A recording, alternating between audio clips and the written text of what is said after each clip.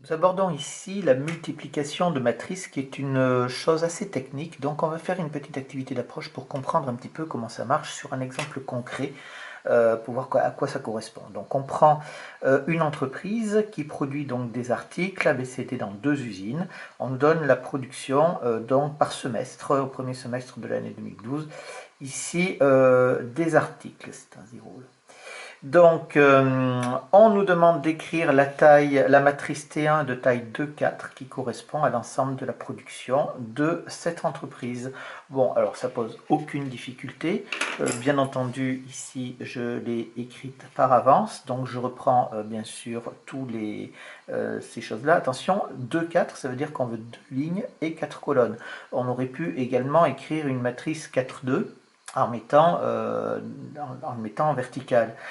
Ici, vous comprenez bien que je vais avoir les articles A, ici B, C et D.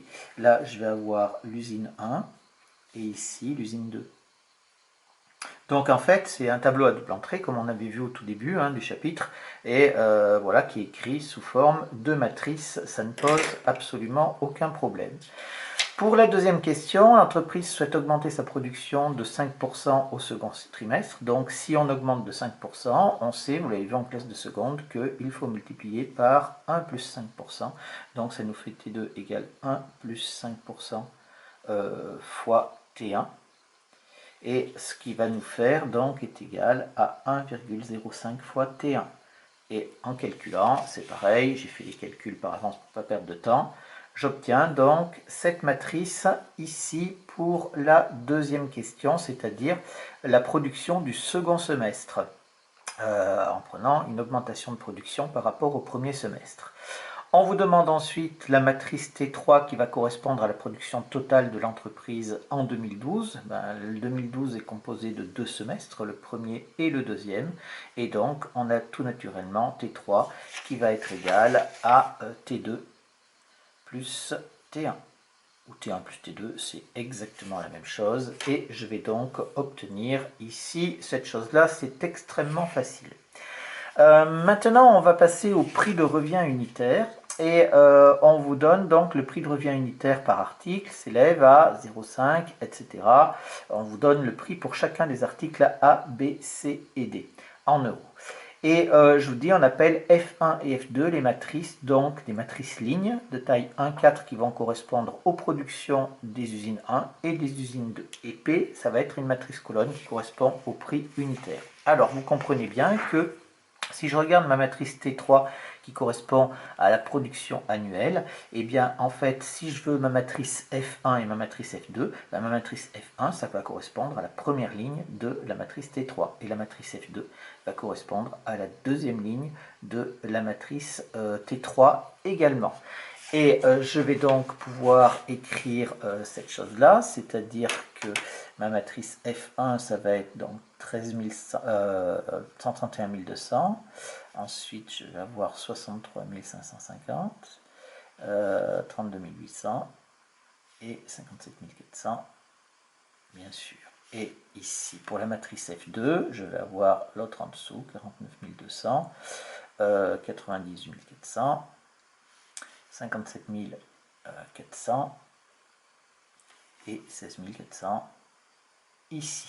Quant à la matrice P qui correspond au prix unitaire, eh bien, je vais le reprendre comme ça. Pour un article A, ça va être donc 0,50.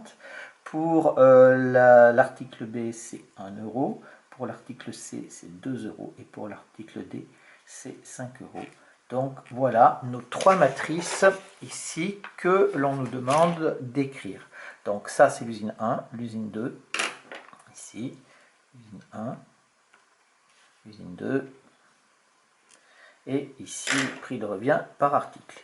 Si je veux calculer maintenant le prix de revient annuel pour l'ensemble de l'usine 1, alors le calcul, ça va être tout simplement ici, ça vous savez le faire, ça fait 131 200 multiplié par 0,5, plus ensuite vous allez prendre le 63 550 qui correspond à l'article B multiplié par 1, plus 32 800 ici multiplié par 2 puisque les articles C, le prix unitaire de revient c'est 2 euros, et enfin plus 57 400 multiplié par 5. Et on va obtenir donc 480 750. Ça, c'est quelque chose que l'on sait faire sans aucune difficulté. Pour l'usine 2, c'est exactement la même chose. Et on va faire le calcul similaire. Ça nous fait 58 400 multiplié par 1, plus 57 400 multiplié par 2. Et enfin, plus 16 400 multiplié par 5. En fait, vous voyez bien que pour l'usine 1, je fais ça multiplié par ça, et puis après ça multiplié par ça multiplié par ça, et ça multiplié par ça, et j'ajoute le tout. Pareil pour le 2. Donc là, c'est des multiplications que l'on sait faire, c'est des calculs que l'on sait faire. Et bien, on va automatiser ça avec les matrices. Et en fait, qu'est-ce qu'on va dire? Eh bien, pour l'usine 1, on va dire que le calcul du prix de revient va correspondre à la multiplication de matrices, donc de la matrice ligne F1 par la matrice colonne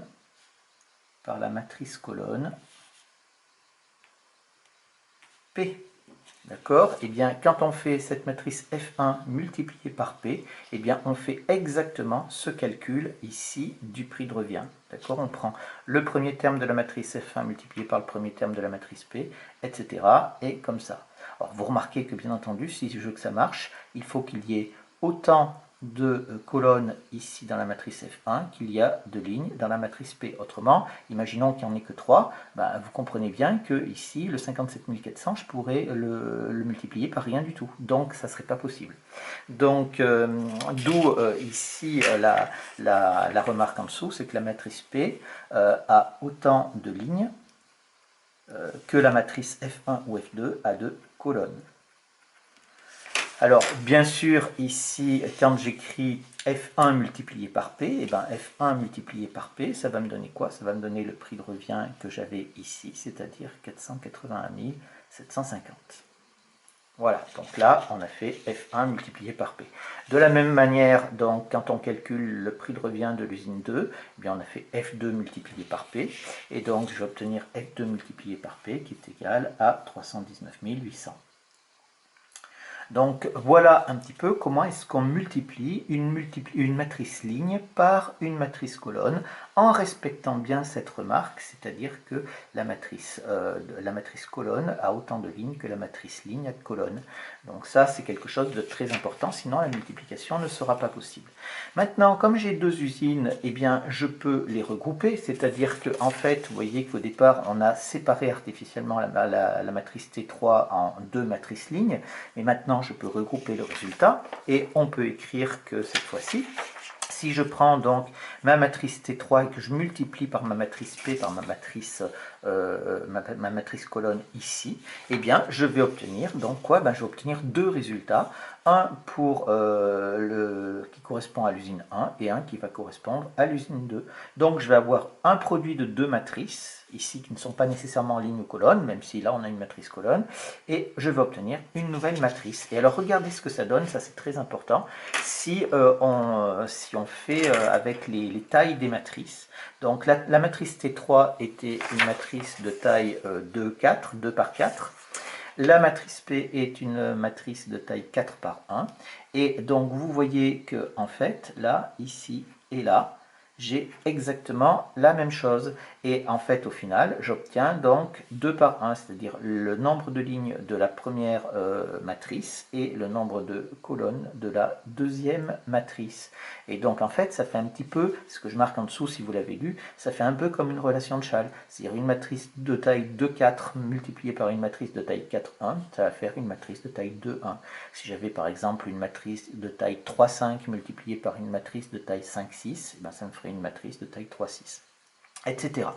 Donc, bien sûr, il y a cette histoire de relation de Schall, et il y a une chose qui est très importante aussi, c'est que la remarque précédente qu'on avait faite en rose ici, eh bien, elle fonctionne également. Si on prend la matrice T3, elle a donc ici 4 colonnes, et la matrice P, elle a 4 lignes. Donc il faut bien qu'il y ait le même nombre de colonnes dans la première matrice qu'il y a de lignes dans la deuxième.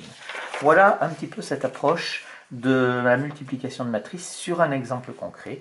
Maintenant, dans la prochaine vidéo, on va passer à l'aspect technique.